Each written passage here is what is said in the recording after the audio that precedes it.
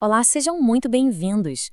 Hoje a gente vai bancar os detetives para investigar uma das ferramentas mais fascinantes e importantes da psicologia, o psicodiagnóstico.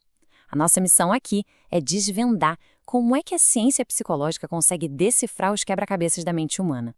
E a grande questão que vai guiar a gente é justamente essa. Como é que um profissional pega queixas, sintomas, histórias de vida e transforma tudo isso num entendimento que seja claro e, mais importante ainda, que seja útil? É exatamente esse processo de investigação que a gente vai decifrar juntos hoje. Bom, e aqui está o nosso mapa do tesouro para essa exploração. A gente vai começar definindo o que é o psicodiagnóstico, depois vamos entender quais são os seus objetivos, conhecer os detetives por trás de tudo, ver como o processo funciona na prática e, por fim, descobrir por que ele é tão fundamental. Vamos lá, começando pelo básico, né? O que, afinal de contas, é o psicodiagnóstico? E olha, é super importante a gente entender que não se trata de uma simples conversa, não.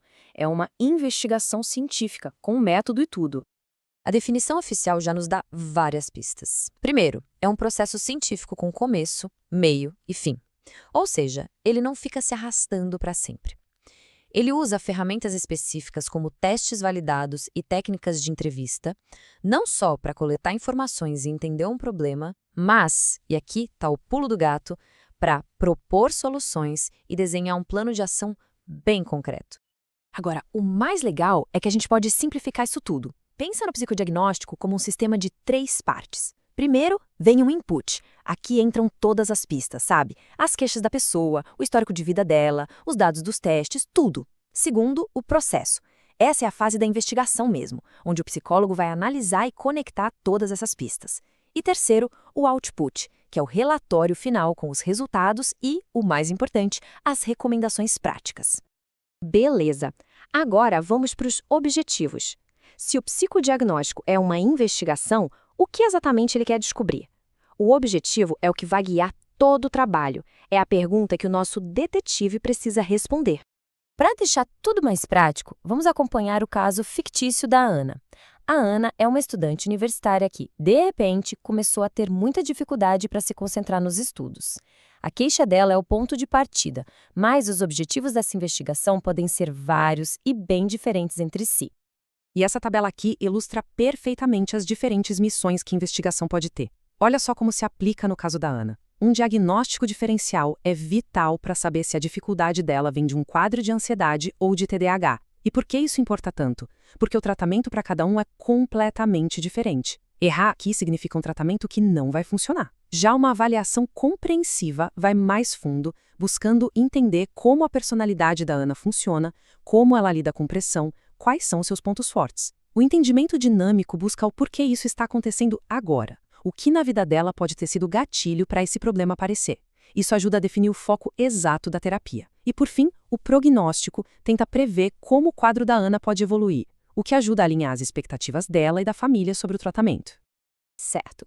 Mas então, quem são os profissionais qualificados, os detetives que podem conduzir um processo tão importante como esse? A responsabilidade pode ser de diferentes especialistas, dependendo da abordagem do caso. Basicamente, existem 3 possibilidades. No modelo que a gente chama de médico, vários profissionais podem realizar diagnósticos, mas sem usar o que a gente chama de testes privativos, que são aquelas ferramentas de avaliação de personalidade ou inteligência, por exemplo, que por lei só psicólogos podem usar. Já no modelo psicológico, o psicólogo clínico é o especialista que utiliza todo o arsenal de técnicas e testes. E em casos mais complexos, pode entrar em cena uma equipe multiprofissional que integra vários saberes para ter uma visão completa. E aqui tem uma virada de chave muito importante na prática moderna. Antigamente, a gravidade do sintoma definia tudo. Hoje, o foco é na complexidade.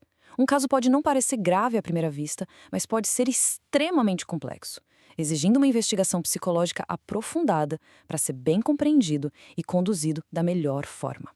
Agora vamos ver o passo a passo. Como é que um psicodiagnóstico é feito na prática? Quais são as etapas que transformam a dúvida inicial em clareza? É legal a gente saber que esse processo evoluiu bastante.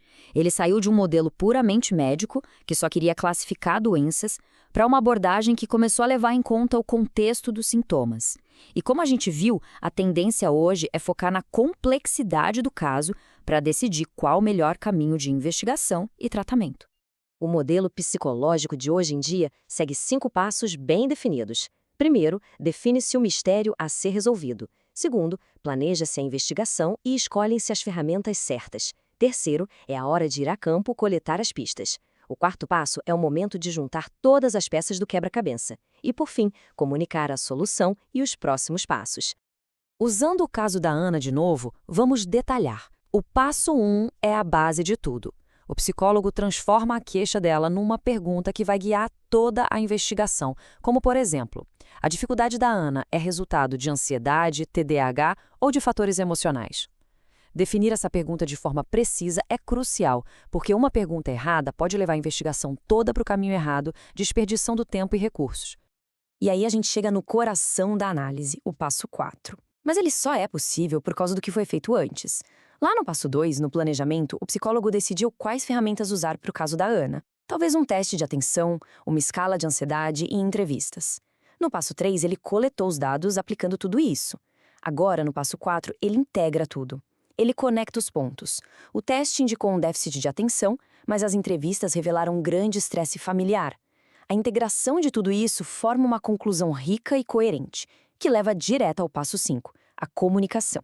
Porque não adianta resolver o mistério se ele não for comunicado. É aqui que o psicólogo apresenta os resultados de forma clara para Ana, oferecendo um mapa com orientações para o futuro.